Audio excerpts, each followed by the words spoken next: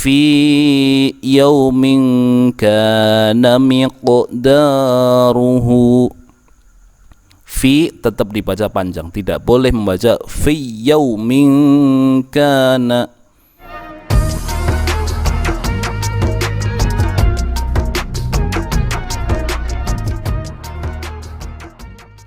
Assalamualaikum warahmatullahi wabarakatuh. Bismillahi walhamdulillah wassalatu wassalamu ala rasulillah sallallahu alaihi wa ala alihi wa sahbihi wasallam. La hawla wa la quwata illa billah. Video kemarin sudah diterangkan masalah mim mati. Untuk selanjutnya yaitu kita memasuki di idgham. Bisa dilihat di sini. Idgham itu ada 6. Yang pertama ada idgham mithlain shaghir. Yang kedua ada idgham mithlain kabir. Yang ketiga ada idgham mutajanisain shaghir. Yang keempat idgham mutajanisain kabir. Yang kelima idgham mutaqarribain shaghir. Dan yang terakhir ada idgham mutaqarribain kabir. Kita memasuki yang pertama yaitu idgham mithlain shaghir. Seperti dicontohkan dalam kitab Syifaul Jinan, idghamu kulli sakinin qad aujaba fi mithlihi ka qawlihi idhhaba. Ini namanya idgham mithlain shaghir. Bisa dilihat di sini, apabila ada huruf dua sama makhraj dan sifatnya bertemu menjadi satu, sedang yang pertama mati dan huruf yang kedua hidup, maka hukumnya wajib dibaca idgham mithlain shaghir. Adapun cara bacanya yaitu huruf yang pertama dimasukkan ke dalam huruf yang kedua, sehingga seperti huruf yang bertasydid. Dilihat contoh di sini yang ada warna merah. Coba kita lihat contoh di sini. Pertama ada dzal yang sukun atau mati. Yang warna merah kedua ada dzal berharokat fathah, dia hidup.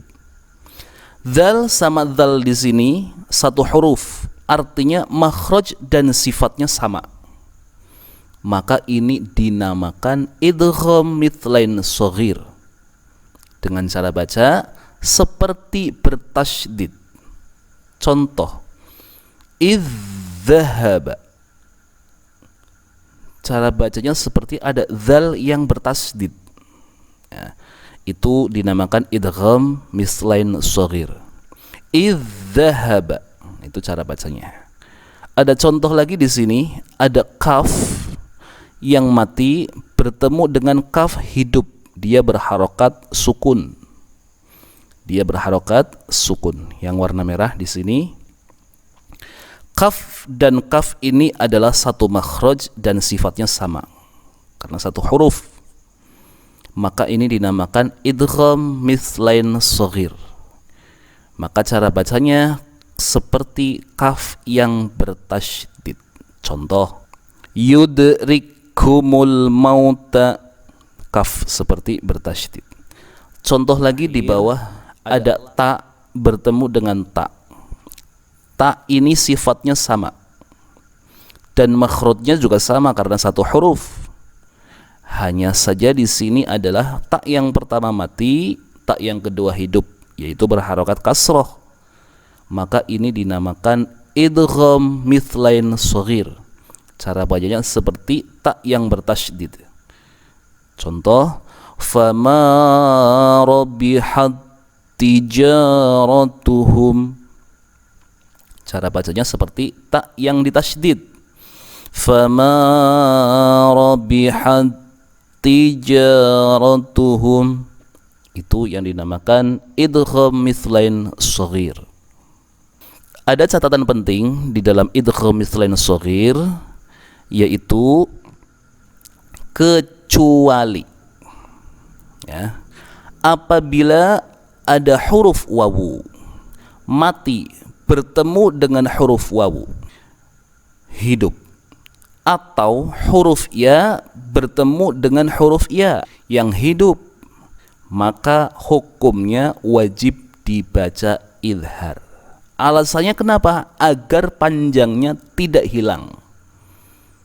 Contoh di sini ada wawu sukun. Wawu yang pertama di sini mati. Wawu yang kedua hidup. Di tengah-tengah ini yang warna hitam ini alif, bukan huruf hidup. Kita sedang menerangkan sifatnya wawu. Ini wawu pertama dan wawu yang kedua sama satu huruf, makhraj dan sifatnya pun sama. Kalau yang tadi harus dibaca idgham, dia mempunyai makhraj yang sama dan sifat yang sama, tetapi di sini wajib dibaca idhar. Kenapa? Karena agar wawu mati yang pertama tidak hilang panjangnya. Seperti contoh di sini, isbiru wasabiru. Tidak boleh membaca isbiru wasabiru, tidak boleh. Kalau yang tadi itu dibaca dengan seperti tasydid. Sedangkan di sini wawu tidak boleh. Wawu yang mati pertama harus dipanjangkan, yaitu dengan bacaan isbiru wasabiru. Contoh lagi yang kedua di sini ada ya mati bertemu dengan ya hidup. Ini makhraj dan sifatnya sama karena satu huruf ya. Tetapi di sini tidak boleh dibaca seperti tasydid. Karena alasannya di sini agar panjang tidak hilang. Contoh, fi yaumin kana miqdaruhu. Fi tetap dibaca panjang, tidak boleh membaca fi yaumin kana, tapi harus dibaca dengan panjang. Fi yaumin kana miqdaruhu. Itu adalah catatan penting agar kita tidak salah dalam membaca Al-Quran.